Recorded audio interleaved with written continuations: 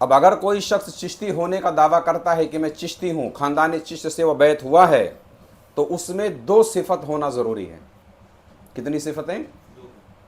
یہ 2 صفت کم سے کم اس کے اندر ہونا ضروری۔ اگر یہ 2 اوصاف اس کے اندر نہیں ہے تو اس کو چشتیوں کا فیض نہیں ملے گا۔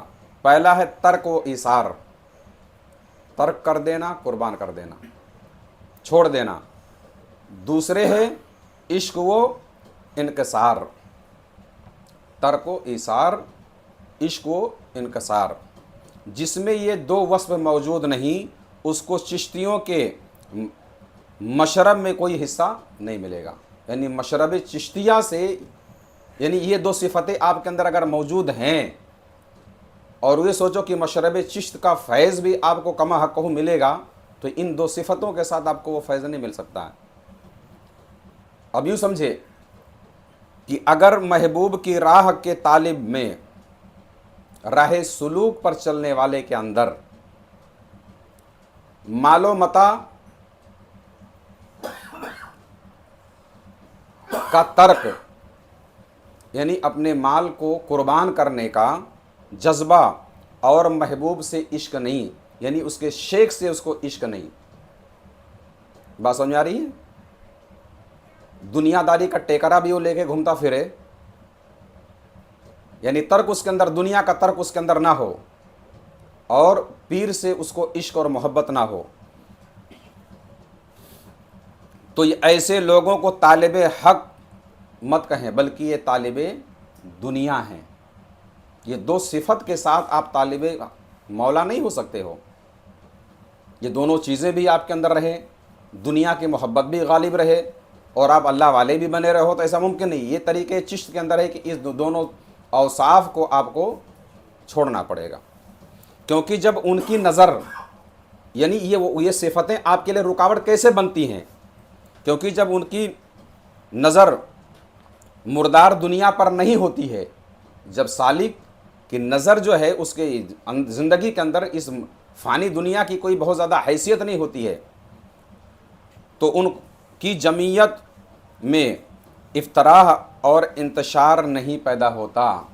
پھر جب دنیا کی محبت ان کے اندر غالب نہیں ہوتی ہے تو کسی طرح کی رکاوٹ روحانیت کے راہ میں ان کے لیے نہیں ہوتی ہے۔ وہ تمام آفتیں جو سالک پر آتی ہیں، تمام طرح کی مشکلات جو سالک پر راہ سلوک پر چلنے والے پر آتی ہیں، وہ ہر آفت اس مردار دنیا کی محبت کی وجہ سے ہوتی ہے۔ یعنی آپ یوں سمجھ لیجیے کہ دنیا کی محبت راہ سلوک میں زہر ہے۔ یہ محبت دل میں رہے گی، یا تو دنیا کی یا تو عقبہ۔ اگر یہ رہزن دنیا، اگر یہ کا نام ہے لٹیری دنیا جو ہے، شد راہ نہ ہو، یعنی راہ کی رکاوٹ نہ ہو، تو ہر شخص اللہ کے طلب، اس کے دیدار کا خواہشمند لے بیٹھ جائے گا۔ یہی ایک چیز ہے، بندے اور خدا کے درمیان اگر کوئی چیز سب سے بڑا پردہ ہے تو وہ ہے دنیا کی محبت۔ اب اس کو ختم کرنے کے لیے جو پیران چشت نے طریق بیان کیے ہیں اس پر آگے سنیں۔